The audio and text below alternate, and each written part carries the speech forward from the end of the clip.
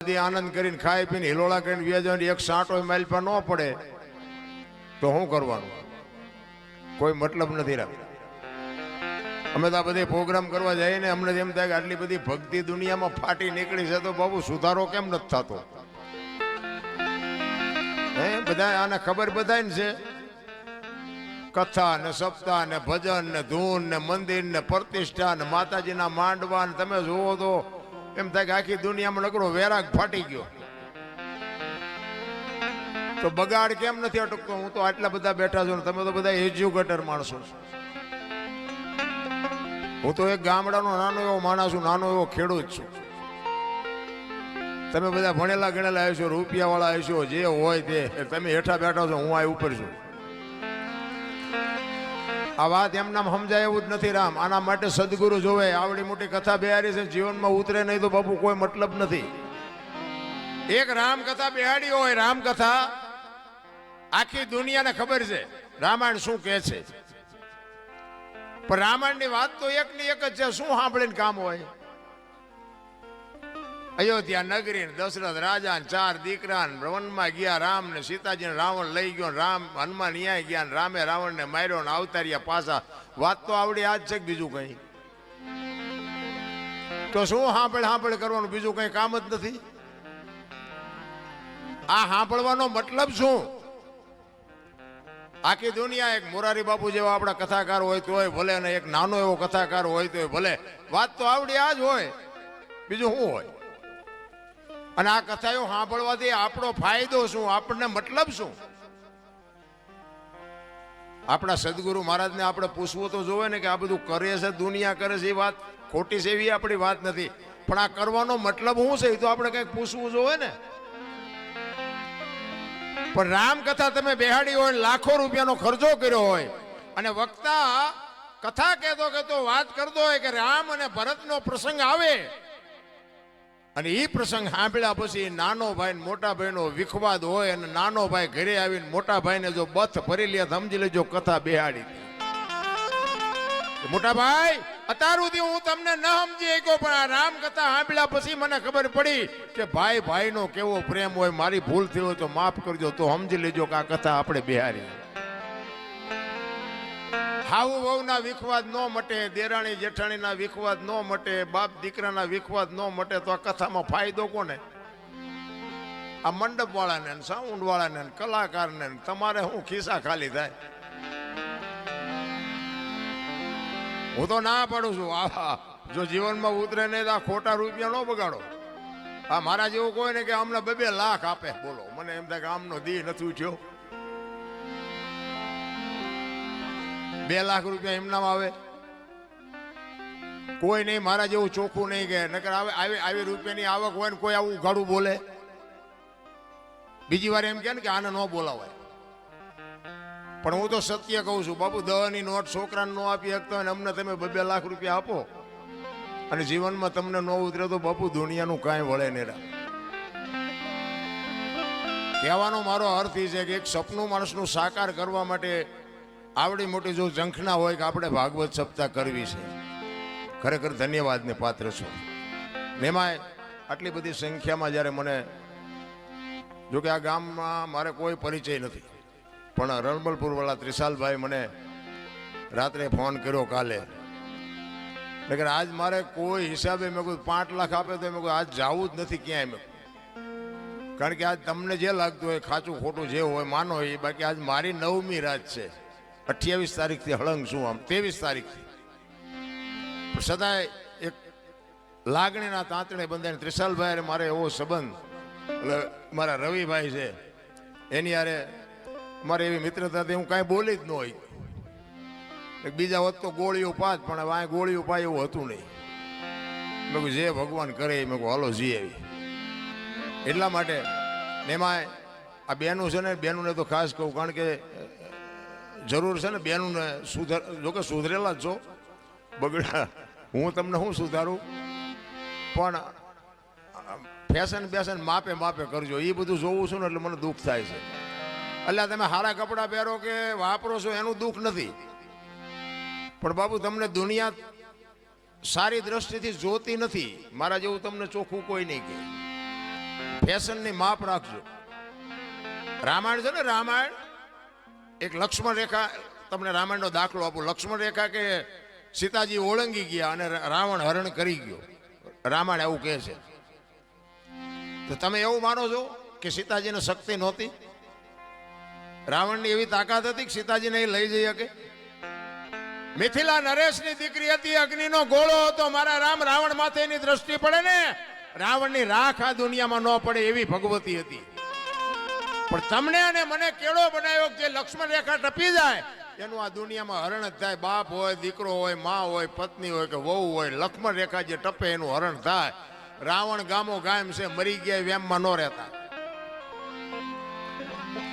હું એટલા માટે કહું, તમને ભગવાને આપ્યું ખાઓ પીવો વાપરો મોજ કરો, એમાં મને કોઈ તકલીફ નથી. પણ ફેશનનું મહાપુરુષોએ કીધું છે કે એક સંપત્તિ ઉપર, એક સ્ત્રી ઉપર અને એક ભોજન ઉપર, આની માથેથી પડદો હટી જાય ને એટલે એની કિંમત ઉડી જાય. લખવું હોય તો લખી લેજો. ભોજન ઉઘાડવું પડ્યું ને એટલે તમને ખાવાનું ન ભાવે કે આ ખવાય નહીં. સંપત્તિ ઉઘાડી થઈ જાય ને એટલે તમને એમ થાય કે આ ખોટું હોય, સાચું આવી રીતે પડ્યું હોય. અને એક દીકરી ઉપર બાપુ જો મર્યાદિત કપડાં ન હોય ને તો સમજી લેજો દુનિયા એની માથે દ્રષ્ટિ ખોટી જ કરવાની. મહાપુરુષોએ કીધું છે, શું કામ? જ્યાં ધર્મ ધ્રુજો અને પુરુષ નથી પૂગી ગયો ત્યાં દેશની આબરૂ બાપુ દીકરીઓ રાખી છે. તમે કહો તો હવાર સુધી દાખલા આપો. પુરુષ નથી પૂગી ગયો. દુનિયાની આબરૂ અને ધર્મને રાખવા માટે પુરુષ જ્યાં નથી પૂગી ગયો, દેશની આબરૂ દીકરીઓ રાખી છે. જેટલા સફળ પુરુષો છે એમાં એક એક માનો હાથ છે, એક એક ભગવતીનો હાથ છે. જાણે છે બધા, કરવું કોઈ નથી. હરિશ્ચંદ્ર રાજાને તારામતી ન હોત ને તો કોઈ ઓળખત નહીં. સગાળ સાને ચંગાવતી ન હોત તો કોઈ ઓળખત નહીં. જલારામ બાપાને વીરબાઈ ન હોત તો કોઈ ઓળખત નહીં. અમરમાં ન હોત ને તો દેવીદાસ બાપુને કોઈ ઓળખત નહીં. આ પીપળીમાં સવારામ બાપાને જબુમાં ન હોત તો કોઈ ઓળખત નહીં. એક એક સફળ પુરુષની માએ બાપુ અમે આ મોટી મોટી કરતા હોય ને ઘરે અમારું બૈરું કપાતર હોય તો નો ગણાય કે આ દુનિયા નથી સુધારવા તારી વહુ સુધારીને નો કે આ તમે અમને આમ હાથની હથેળીમાં રાખો, હલો જમવાના, હલો ચા પીવાના, હલો ગાડલા ખાટલા ને બધું કરો. તમે એને કોઈ આવ્યા હોય મારા ઘર બાજુ અને હું એમ કહું હાલો હાલો, અરે ચા પાણી રોટલા સિવાય જવાય?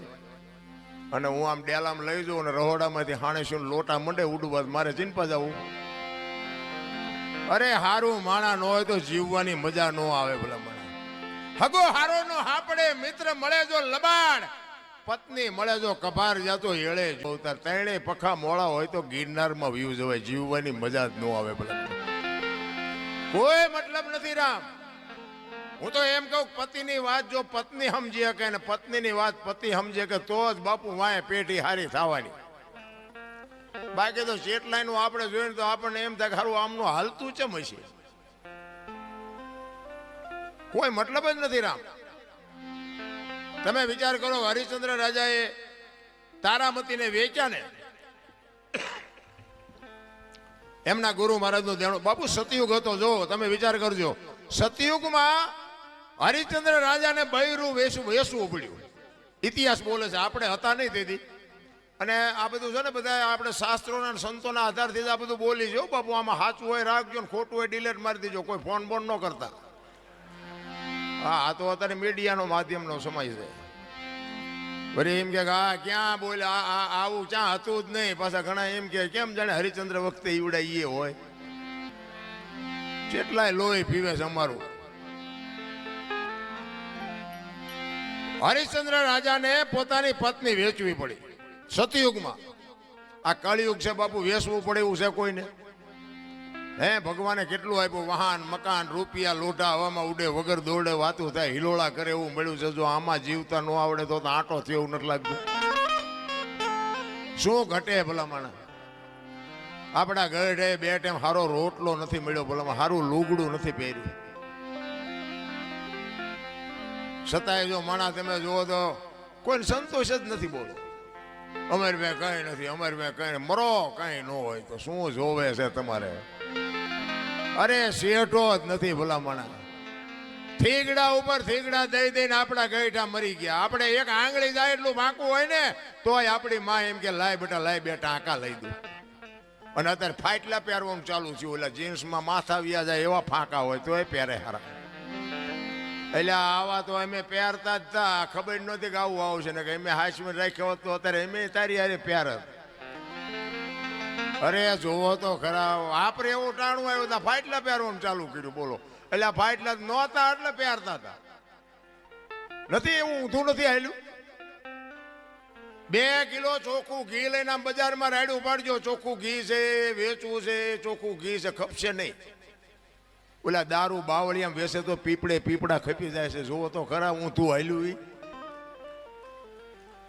વિચારવા જેવું છે. મારો કહેવાનો મિનિંગ બાપુ જીવન સમય સરસ મળ્યો છે, પણ ભગવાન તમને બાવડું ચાલી નથી બોલાવવાનો. બાપુ જો જીવતા આવડે તો મને એમ થાય કે ભલે હું મારી વાત કરું. હું તો એક ખટારાનો ડ્રાઈવર હતો. બોલો, ખટારાના ડ્રાઈવર તો 19મી કોમ ન કહેવાય. એના કોઈ પાણી પાય. એના બદલે અહીંયા અમે બેઠા છીએ, તમે હેઠે બેઠા છો.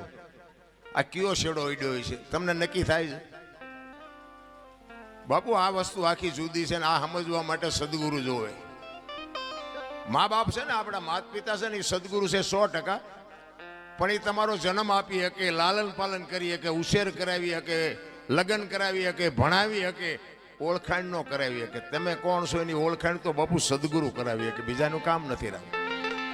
સદગુરુ જ્યાં સુધી ન મળે ત્યાં સુધી તમને તમારી ઓળખાણ ન થાય. અને તમારી ઓળખાણ ન થાય તો સમજી લેજો તમે માણાના અવતારમાં એક કૂતરું આવીને વી ગયું ને એમ તમે વીઆઈ ગયા. મીરાએ કીધું આત્માને ઓળખ્યા વિના લક્ષ 84 નહીં મટે. તમારી ભ્રમણા ભાંગ્યા વિના ભવના ફેરા નહીં મટે. આપણી ગત ગંગા છે ને, જેસલ, તોરલ, રૂપાદે, માલદે, કતીબસા, હુરમબાઈ, લાખો, લોયણ, જતો, ભગત, ખીમડીયો, કોટવાલ, ડાલીબાઈ, રામદેવજી, હાલો, હુરો, વણવી, ઢોંગો, નિરલ, કૂંપો, આ બધા ગતના ગોઠી હતા ને. એમાં સ્ત્રી હતી, પુરુષ હતા, અમીર હતા, ગરીબ હતા, તમામ સમાજના હતા. બાપુ ખોળિયા જુદા હોય ને જીવ જો એક થઈ જાય ને તો મળદા તો અત્યારે બેઠા થાય. ઈને ગત ગંગા કહેવાય. પણ ભજન એમના સમજાવ. હું તમને એક જ વાત કહું, ભોળાનાથનો દીકરો કે ગણપતિનું માથું ભોળાનાથે કાપ્યું અને હાથીનું લગાડ્યું એમ કે ને બધા ફોટામાં જોઈ, મૂર્તિમાં જોઈ. શું થયું? એ ભોળાનાથે માથું કાપ્યું અને હાથીનું લગાડ્યું. બધા આપણે મૂર્તિમાં ફોટામાં જોઈ ને, તો હું એમ કહું છું કોઈલું કાપ્યું ત્યાં જ નહીં પડ્યું હોય, હાથીનું શું કામ ચોંટાડ્યું છે? આ કોઈ ભણાવતું નથી એટલે તમે અમને સાંભળો છો. કાપ્યું હોય તો અહીંયા જ પડ્યું હોય ને, તો ઈ નો સોટાડી શકે ને. હાથીને કાપીને અને હાથીનું માથું ફીટ થાય, માણસ શરીર ઉપર માથામાં ફીટ થાય. હાથીનું આવડું હોય, હવે આ 4 આંગળની જગ્યા હોય, માથે ફીટ થાય. એટલે આ બધું છે ને અટપટું છે. ચિત્તની શાંતિ, મનની પ્રશંસા, દિલની દાતારી, ગુમડાની રોજ અને ટાટિયા તાવની ટાઢ આટલું માલકુરથી આવે. ભજનનું ઊંધું છે. ગુમડું થયું ને, ગુમડું એને દવા લગાડવાની હોય ઉપરથી, મટે માલપાથી. એટલે નથી સમજાતું. તમે બધા કરોડપતિ છો, તમે મને બોલાવો? કોઈ નથી બોલાવે એવું બાપુ. પણ આ અંતરના ઊંડાણની કોક વેધુને કરાય વાત, આને સોરે નો સિતરાય સિતની વાતું શંકરા. અમારે ઘણું કહેવું છે, પણ કહેવાનો મારો મિનિંગ ઈ છે કે માં હોય મોટે બોલું માં, એ હાથે નાનપણ સાંભળે. એ મલક બધાની મજા પછી કડવી લાગે કાગડા. આ જનેતાને હું એટલા માટે કહું છું, આ દીકરીઓને મારે કહેવાનો અર્થ એટલા માટે છે કે તમે એમ કહો ભગવાન મને હારો દીકરો દે, હારો દીકરો દે. શું અહીંયા ગોદામ છે? અહીંયા દુકાન છે? હારા દીકરા બાપુ માં સંસ્કાર આપે તો જ હારા દીકરા થઈ શકે. બાકી એમના તમે હારો દે એમ કરી મેળ ન પડે. પણ હું તો બહેનોને ખાસ વિનંતી કરું, હાથ જોડીને કહું, હું કોઈ સલાહ દેવા તમને આવ્યો નથી. અને મારી સલાહ તો શું, મારી લાયકાત હતી હું તમને સલાહ આપું. પણ મારો કહેવાનો, મારી વાતની અમુક બાપુ નોંધ કરજો અને એનો અનુભવ કરજો. હું કોઈ પાવરની વાત નથી કરતો. પણ તમારે સારા સંતાન જોઈને તો મારી એક જ ભલામણ છે કે ઉદરમાં સંતાનનો વિકાસ થતો હોય અને જન્મ થયા પહેલા રામાયણ ને ગીતાના 5-5 પાના વાંચજો ને જો આપને સંતાન થાય એવું આ ટેકો દેવું દીકરો ન થાય તો બાપુ મારું નામ તમે જોડો ઘા કરજો. હારા દીકરા તો થાય મારા. વહુ હારો ભેગા પાણી પૂરી ખાતા હોય તો અહીંયા કઈ હારા વાઈટ ન હોય દીકરાની. એ તો ઠીક છે, પછી કહેવાનું હોય અમુક અમુક એ ભગવાન એકાદો દીકરો દે, અમે દીકરા વગીરના છીએ. તો અમુક અમુક એમ કે હે ભગવાન આના કરતા ન દીધો હોત તો સારું હતું. આપણે એમ કે હારા આવે આ દીકરા હાઈવે ફાયદો છે કે નો હાઈવે ફાયદો છે. ભગવાન પાસે બાપુ માગજો એકાદો દીકરો, પણ એને કહેજે કે ગોપીચંદ ને ભરથરી જેવો કા દીકરો આપે, ગંગા સતી પાનબાઈ જેવી દીકરી આપે, હાથ પેઢીઓના નામ ઉજળા કરી દે. એટલા જ માટે કહું છું બાપુ, દીકરીઓનું સમર્પણ છે બાપુ, એનો ત્યાગ છે. માનું બાપુ છે ને પદ ટોચે છે. 9 મહિના મા બાપુ ઉદરમાં સંતાનને રાખે, એનો જન્મ આપે, એનું લાલન પાલન કરે, બેહતા બોલતા ખાતા પીતા બધું માં શીખવે, અને વાય નામ બાપાનું લાગે. બોલો, માનો ભોગ છે એટલો બાપનો નથી. આખી દુનિયાને ખબર, એમાં હું આવી જાઉં ને મારે લાગુ તો પડે જ ને કે મને તો એમ થાય કે માએ જે સમર્પણ કર્યું છે એ બાપે નથી કરેલું, તો આની વાય માનું જ હોવું જોઈએ, બાપનું ન હોવું જોઈએ. પણ માએ ત્યાગ કરી દીધો કે આની વાય એના બાપાનું રાખો. કોકે પૂછ્યું કે પણ તારો આટલો ભોગ અને બાપનું નામ શું કામ? એ કે આ કદાચ કપાતર પાકે અને કોથળીઓ તોડીને ધૂળીમાં માથું ગાલીને પીડ્યો હોય, કોક એમ કે કોનો છે, ફલાણી માનો છે, એમ કે છે મારા ખોળી આમ જીવ નહીં રે, 9 મહિના ઉદરમાં રાખ્યો, મારું કાળજું ફાટી જાય, એની વાય એના બાપાનું રાખો. આને સમર્પણ કહેવાય. અને હારા દીકરા છે ને એ માન ખબર છે કે આની વાય મારું જ રખાય. હારા દીકરાની વાય જનેતાનું છે. હનુમાનજી કોનો, અંજનીનો, કર્ણ કોનો, કુંતીનો, ભીષ્મ કોનો, ગંગાનો, શિવાજી કોનો, જીજાબાઈનો, ગાંધીજી કોનો, પુતળીબાઈનો. હારા હારા માના બગડેલા અમારા માં છે ને ઉપર બેઠી, બધે ધજા મહારાસુર પાવાગઢ ચોટીલા બધે જ્યાં જાવ ત્યાં માં ઉપર બેઠી. શું કામ? મારા સંતાનની નજર રહે એટલા માટે. બાપા બધા ભોંયરામ છે, ત્રંબકેશ્વર ને રફાળેશ્વર ને ભોંયરેશ્વર ને રિયા સલમુદા બે. માન બાપમાં ધરતીનો. હું તો એમ કહું કે જનેતા જો જીવતી હોય તો એક વાગે હાનનું ટાણું હોય અને માં બેઠી હોય, એની પાસે જઈને કોક દીક પૂછજો, માં મારો જન્મ થયો તેથી તને વેદના કેટલી હતી બાપુ? કોક દીક પૂછજો તો તમને માની વેદનાની ખબર પડે. રામ, હું કોઈ ભલામણ નથી કરતો આવા માંડવા નાખો, મંદિર બનાવો, આ કરો તે કરો, હું કોઈને કહેતો નથી. મારો પ્રોગ્રામ ગમે ત્યાં હોય ને હું મારી એક જ હાથ જોડીને વિનંતી કે માન અને બાપને બાપુ જાળવજો. માન બાપ જેવા ભગવાન આ દુનિયામાં ક્યાંય કોઈ છે જ નહીં. અને તમારા મા બાપને તમે નહીં જાળવો ને તમારી પ્રજા તમને નથી જાળવવાની, નથી જાળવવાની, નથી જાળવવાની. લખવું અહીંયા લખી લેજો. તમારા માત પિતાથી તમે છો, મારા માત પિતાથી હું છું. માત પિતા તમે ચૂકી ગયા સેવામાં, એટલે સમજી લેજો કે તમે કરોડ રૂપિયાના આસામી હોય તો બેકાર ધૂળ કહેવાય. કારણ કે મને ને તમને આપણા જન્મ વખતની ખબર નથી કે માએ શું વેઠ્યું છે. એ વેદનાની જો આપણને ખબર હોય ને તો આ માવડીઓ રોટલા વગરની આટા નો મારતી હોય. લાખો રૂપિયા કરોડો રૂપિયાના દાન આપે ને ઘરે માન બાપ જો રોટલા વગરના વરાળું કાઢતા હોય, જિંદગીમાં નો ગાડી હાલે. રામ, 40 લાખની ગાડી લઈને નીકળે, વાયલી સીટમાં જોવો કૂતરો બેઠો હોય. બોલો, લબરક લબરક કરતો. હવે આમાં માને બાપાને બેહર્યા હોય તો અરે અમને સારું જોડું નથી જડ્યો, અમારો દીકરો કેવી ગાડીમાં ફેરવે, જિંદગીમાં કાંટો ન વાગે. કાંટો રામ કરવાની જરૂર આ છે. આ તો કે તમને ન ખબર પડે, તમને એમ જ કરે. બોલો, એટલે નહોતી ખબર એટલે 100 વીઘા રાખી હતી, તું 10 વીઘાના ઉલાળિયા મીડો કરવા. અમને ખબર છે પણ જાવું ક્યાં? અરે મારા રામ, માન બાપે તો આપણા જીવન માટે દેહના કોથળા કરી નાખ્યા. કોથળા ભલામણ, મારો દીકરો, મારો દીકરો, મારો દીકરો. અરે શું માન બાપે બાપુ તમને મને સમજ. એક જનેતા પોતાના ઉદરમાં 9 મહિના રાખે, એને આમ હાલતી હોય, માં ચાલતી હોય તો બાપુ આમ ઉતાવળો પગ ન મૂકે બાપુ. પોતાના સંતાનની તકલીફ ન પડે એના માટે રહી અને આમ પગલાઓ ધીરે ધીરે ભરતી હોય. અને જન્મ આપ્યા પછી બાપુ લોહીનું દૂધ કરીને તમને મને પાતી હોય. અને આવડો મોટો ઉછેર કરતી હોય ને જો માર રોટલા વગરની આટા દે, જિંદગીમાં તમારા દાણા જોવરાવો એટલે જોવરાવો, જો કાંઈ તમારો મેળ પડે તો કોઈ દી નો પતે. માના ઋણમાંથી બાપુ કોઈ દી. પછી ઘણા નથી આમ ફોટા માના ને બાપાના ફોટા મરી જાય ને પછી ફોટા પાસે બોલા રોટલા કરી કરીને દેખાડે. અમે અમે કે ધરાવીને પછી જમવીશ. હવે આવું ખવડાવ્યું હોત તો 2 વર્ષ જીવે એવું હતું. આ ભૂખ્યા માર્યા છે ને હવે શું ફોટાને દેખાડો છો? ભૂખ્યા માર્યા હોય ને દુનિયાને પછી દેખાવ કરે. આમ થાળીઓમાં રોટલા ને શાક ને દાળ ને ભાત ને મૂકીને પછી આમ ફોટા પાસે મૂકે.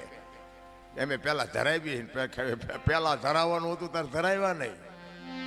નથી કોકની શમશાન યાત્રા નીકળી હોય તો એમ ભાળી જાય ને કે શમશાન યાત્રા હાલો હાલો ટેકો દે. આ ટેકા ન દીધા એમાં જ મર્યા છે. હવે હું ટેકા દેવા હોય? ટેકા હાટું બજારા લબડી રહ્યા હતા.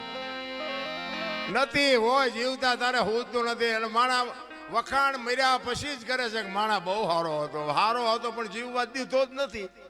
એને હજી જીવવું હતું. માર્યો છે ભૂંડી હાલે તો પછી વખાણ કરે બધા.